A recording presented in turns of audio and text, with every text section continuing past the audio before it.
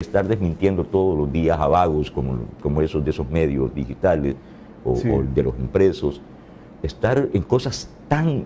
Mira, ayer fue para mí así como ya el colmo de esa sensación, cuando vi lo de un señor en la frontera de Guatemala, va a TCS, lo entrevista, él da su testimonio, editan y ponen el audio, el reportaje de que el señor estaba diciendo que él entraba y salía y que a él no le pedían COVID y que él no presentaba COVID y que él no tenía prueba, ni se iba a hacer prueba ni nada. Entonces, cuando desmiente el gobierno, Nayib Bukele desmiente a TCS por esa mentira, él dice, ese audio es editado, ¿quieren ver el audio completo? ¿Qué es lo que dice este señor? Véanlo. Y pone el audio completo que tiene TCS. No es otro audio que él mandó a hacer, no, es el mismo. Y lo que el señor dice es que él está en Guatemala y que está hablando de la frontera de Guatemala, que él no ha entrado a El Salvador, por lo tanto no le han pedido la prueba y no tiene prueba porque no ha entrado ni va a entrar en estos días. Por ejemplo, estaba viendo una denuncia que se supone que iba a hacerse llegar a las Naciones Unidas, que lo firmaba el exmagistrado Rodolfo González, de un organismo que se acaba de crear, pero con toda la connotación del mundo, ¿no? Y uno puede inferir y lo recuerda fácilmente que Rodolfo González fue el exmagistrado de la Corte Suprema que lideró aquella resolución que sacó al CD del espectro político 3 años después que estaba ahí archivado. Entonces, digamos, probablemente coincide con lo que tú decís, ¿no? En el sentido de que uno esperaría una lucha frontal, ética, de conceptos, de ideas, y no, es una cosa bastante rastrera en muchos sentidos. En muchos sentidos. Entonces eso llega a aburrir, llega a cansar. Nayib Bukele como presidente tiene que dar respuesta y desgraciadamente le toca con ese tipo de adversarios. Entonces, el sentido común, antes era como el peligro estaba en las oscuranas del barrio, en las calles oscuras de la barriada. ¿No? Pero hubo un momento en que eso cambió. Y los líderes políticos y los altos empresarios hicieron un pacto con el crimen organizado. Y se volvieron ellos mismos criminales, cabezas de crimen organizado, la contraparte del crimen organizado. El crimen ya no estaba en la oscurana del barrio, sino en las casas presidenciales de América Latina y en las altas torres financieras. ¿No? Entonces, ¿qué pasó? Que se instaló como sentido común lo contrario a la decencia, la corrupción. Entonces, la corrupción ya no es noticia. Ya no es noticia. Que un periodista mienta, pero con tal cinismo, ya no es noticia, no nos conmueve. Porque se normalizó la corrupción, la indecencia, la inmoralidad. Se normalizó la indecencia. ¿Qué es? Este es el mecanismo. Esto es lo que yo explicaba, un peligroso delincuente escapa. Si aquí todos los delincuentes escapan siempre, ya no es noticia eso. Lo que aquello era noticia hace 70 años, hoy ya no. ¿Qué pasó el 3F? Empezamos el cambio de regreso a la decencia. Empezamos el proceso de cambiar ese sentido común y volver a eso que era el fondo de los pueblos. Y estamos en conexión a través de la red telefónica con el vicepresidente de la República, el doctor Félix Ulloa. Vicepresidente, cuéntenos, ¿de qué se trata todo esto de la revisión a la Constitución? Bueno, como tú lo has mencionado, esta ha sido una batalla que hemos venido dando desde que éramos estudiantes, como lo ha mencionado el doctor Fabio Castillo, que es uno de los juristas que han aceptado integrar este equipo ad hoc.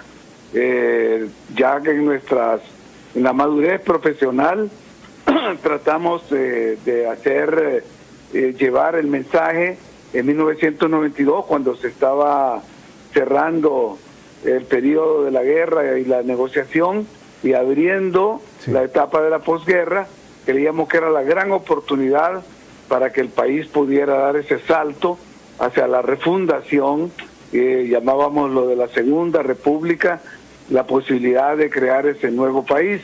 No es que el presidente va a reformar la Constitución como han tergiversado algunos abogados con mala intención, sino que él lidera un proceso que culmina donde debe terminar, que es en el órgano legislativo. Pero yo le planteaba al presidente Funes que dejara ese legado, que se le recordara como el gran transformador, el modernizador del Estado salvadoreño, el visionario que condujo a la nación salvadoreña hacia ese futuro del nuevo siglo. Pero parece que él tenía otras prioridades y otros intereses. Ahora que ganó el presidente Bukele y que se le hizo el planteamiento, inmediatamente no solo lo entendió, lo abrazó, lo acompañó, sino que me delegó esta gran responsabilidad, y le agradezco la confianza al presidente Bukele de haber delegado en mi persona esta responsabilidad y haberme dado la suficiente autonomía para integrar el equipo con los juristas que consideremos llenan el perfil para esta magna obra. Así que ya estamos trabajando en eso, ya tenemos las primeras producciones conceptuales sobre los límites y alcances que va a tener este estudio, porque fue lo primero que pidió el doctor Castillo.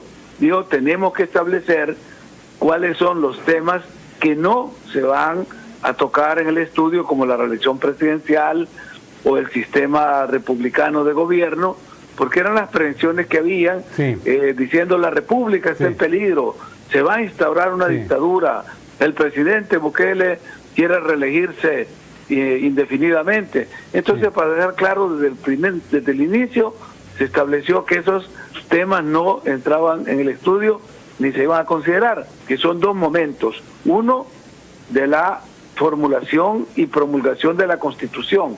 Al crearse nuevas normas, hay que adecuar las leyes a esas nuevas normas. Eso sucedió en 1983, que muy pocos abogados lo recuerdan, sobre todo los jóvenes que no lo conocieron, y los viejos que con mala intención ocultan estos procesos, como sucede en muchos de estos abogados que han estado opinando de manera tendenciosa. Les olvida que cuando se aprobó la Constitución del 83, se dio un artículo transitorio que establecía un plazo de 10 años después de promulgada la Constitución, para actualizar todas las leyes secundarias y toda la normativa que se desarrolla después de un nuevo marco constitucional. Y al pueblo salvadoreño le anunciamos que esta reforma, por primera vez, va a ser participativa. Vamos a permitir que todos los salvadoreños que vivimos en el territorio nacional y los que viven fuera del territorio nacional van a ser consultados, porque también esa es otra característica que va a tener este estudio. Vamos a escuchar a nuestra diáspora. Por años se les ha tenido marginados, invisibilizados, excluidos de los grandes procesos y las grandes decisiones políticas. Lo que pasa es que cuando oigo las discusiones, los debates legislativos, y oigo hablar a esos payasos vagos, los tonos de las voces, la manera, eso se llama prosodia, cómo se habla, cómo se frasea, y oigo hablar al presidente Bukele, por ejemplo, el 15 de septiembre en esa cadena nacional, el tono de voz, el fraseo del presidente, la tranquilidad con la que habla, la claridad mental con la que se expresa. Oigo al vicepresidente Félix Ulloa y mira clase de prosodia mental y verbal, mira claridad de pensamiento, sin titubeos, con firmeza, con tono mesurado, con un fraseo tranquilo, como el vicepresidente acaba de explicar algo tan complejo como es una reforma constitucional. Me da la impresión a mí que el presidente de la República, con todo lo que está ocurriendo, con toda la intensidad política que viene, va a ponerse, que ya lo está haciendo, mucho más enfocado también en gobernar, en lo que le ofreció a los salvadoreños. Por ejemplo, encargarle el estudio de la revisión de la Constitución al doctor Félix Ulloa, los proyectos estratégicos que ya se impulsaron, seguir en contacto con los salvadoreños y dejar que la clase política tradicional siga con su discurso político, porque como que tendría ya casi la certeza que hagan lo que hagan, el salvadoreño está totalmente definido. Las cartas están echadas. Las cartas están echadas, ¿verdad? Hay que seguir bregando en el día a día y le va a tocar al presidente seguir bregando. A veces siento, no sé cómo decirte, yo tengo mucha simpatía por el presidente Bukele, Sí. y a veces siento como compasión. Con nostalgia, ¿verdad? Así No, como compasión de, no se merece. todo lo que le toca superar. No se sí. merece con su Sí. inteligencia, su sensibilidad, dedicarle tiempo. Le debe doler mucho al presidente Bukele tener que dedicarle tiempo a Beto Romero, por ejemplo, a contestarle a esa miseria de periodistas. Y creo que encontré la idea que te Tiene quería que decir. hacerlo. Y es como que todos esos pequeños sectores, elementos que hacen un ruido que puede ser ensordecedor, Sí. ya no es tan ensordecedor como antes. Esa sagacidad de reacción a tantos embates. Ajá. Bueno, entonces, temas de la constitucionalidad, por ejemplo. El presidente ahora, reconcentrado en el tema del relanzamiento del plan económico. Sí. Una vez habiendo asegurado el control de la delincuencia, una vez avanzado, como se ha avanzado tanto en el tema de control territorial, sin financiamiento, pero el éxito rotundo que ha tenido el presidente en eso, una vez garantizado eso, superada la pandemia, saliendo de la pandemia, quiero decir, el presidente está volviendo a lo que era su plan original. El plan de gobierno de Nayib Bukele no ha empezado, Ujú, no ha comenzado. ujú.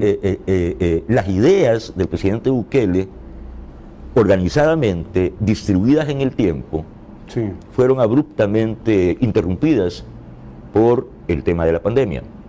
No. Eso creó una pausa y él lo administró de manera, como ya sabemos, terminamos con la mejor red de hospitales, con el mejor hospital de América Y ahí Latina está. en pandemia. Bueno, ahora que estamos ya prácticamente de salida del tema de la pandemia, Dios me oiga, ¿no? Yo creo, tengo Amén. casi certeza de que Sí. sí, estamos de salida. Bueno, ahora comienza el presidente a retomar su plan. Y ahora lo que viene ya medio esbozó, ¿no? Y tiene otros proyectos, megaproyectos, prácticamente ya amarrados. Él por prudencia, Sí. prudencia de jefe de Estado, no puede comprometer, yo porque soy un ciudadano, Sí. ¿verdad?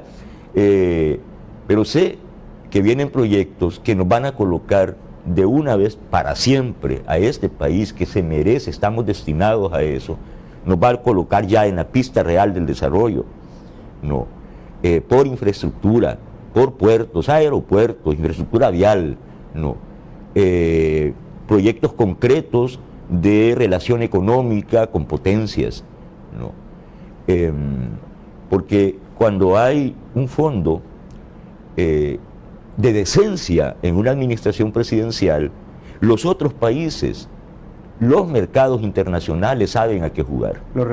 Lo comparte, en realidad desde tu perspectiva hay un presidente, un gobierno que rompe todos los cánones de los anteriores gobiernos en todos los sentidos en positivo para el país. Al punto, Medardo, que la diferencia entre antes y después del 3F es que los salvadoreños nunca nos habíamos sentido orgullosos de un presidente. Nunca. Podíamos tener más o menos... Sí. Julián Rivera era simpático, pues iba Sí. al estadio en moto, En la moto, iba sí. a Sol, Sí.